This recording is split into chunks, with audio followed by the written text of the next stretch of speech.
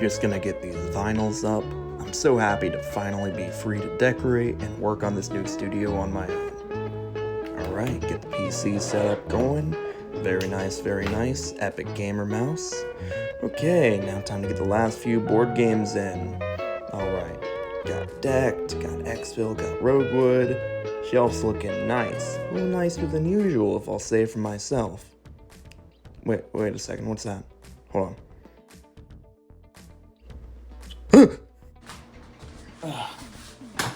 Well, you caught me. I moved. Welcome to my new studio. Not much to look at yet, but then again, I'm only a month in and I'm still unpacking, so don't hold it to me if things look a bit rough for a little bit longer. So, let's get straight into the point of the video. Tiny Tin Tactics. This is my newest game, and this video I want to give a kind of hybrid devlog and design lesson. What I did to make this game happen, and what you and other designers like you can learn from it. I'm going to be talking about iterative processes and using a solid design foundation to carve a finalized playable idea out of that's ready for the public. Now, without further ado, let's get right into it with a quick overview of the game. Tiny Tin Tactics is a solo board game that I designed with the intent of overcoming self-inflicted limitations, i.e., the small space afforded by the packaging. In the box, you'll find a bunch of chips, a couple of dice, instructions, and plenty of cards to get you started. It's an action game where you fight your way through multiple levels consisting of enemies, traps, and items. It's stylized around a virtual reality trainer. Think like VR missions from Metal Gear Solid, for those who are familiar. There are a total of 12 levels in the box, 3 of 4 difficulties. And to create an entire gauntlet that you run through, you pick different amounts of each difficulty and stack them together to create the full progress track. There are a small variety of item cards that you can get throughout the game. Special rule-bending actions like adding attack dice or bringing your health up. Encounter cards are the traps, items, and enemies that inhabit the levels. They're all color-coded to match their cube trackers that you place on the board. The player's starting equipment includes one of 3 guns that they carry through the entire game as their primary weapon, and one single reference card, containing a list of all the moves they can make and an armor track. Lastly are the pack of 3 4-sided dice. The goal here is to have it so that setup and play is very simple, yet mindful, and very respectful of the player's time. An entire 4-level run should take under 20 minutes, and setting everything up takes maybe 1 or 2 minutes of that time, and that includes between level setup. The backs of the level cards that you've already seen contain the difficulty rating as well as the encounter deck setup, in which you shuffle the encounter deck and, depending on your draw order, place color-coded tokens on the yellow spaces on the play area side of the level card from top left to bottom right, reading it like a book as you go, scanning it up and down. The design was strong, and pretty much everything fit in the box, except for the D4. They came in a separate bag, and upon trying to actually close the box, they were a little short of poking holes into it because of the pointy ends and the literal millimeter of height difference. It was pretty frustrating, but the game wouldn't be where it is right now without this necessary change. The tin easily fit all 20-something cards and 8 or so tokens and chips. They were all flat on top and flat on the sides. They were square or rectangular, which served them well for stacking. Now, those kinds of dice, those D4s, are not flat. What was my first thought? Well, it was something that would require me to redesign a couple of major facets of the game, and that was to change the dice type. Introducing 2d6.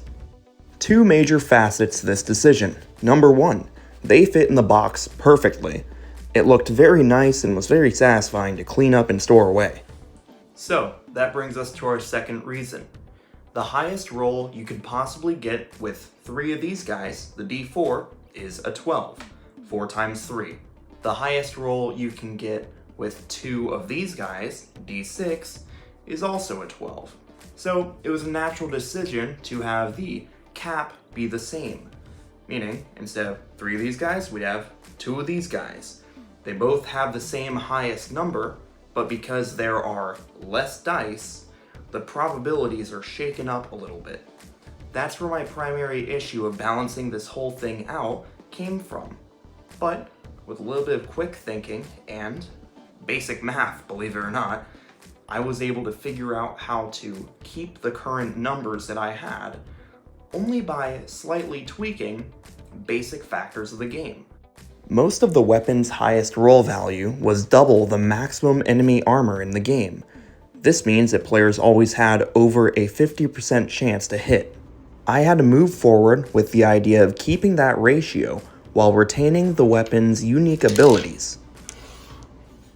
There are 3 shootable targets in the game, each of them having different armor values, but the highest only being 5. Thanks to keeping the same standards as before and limiting my scope, this transition would be much easier than expected.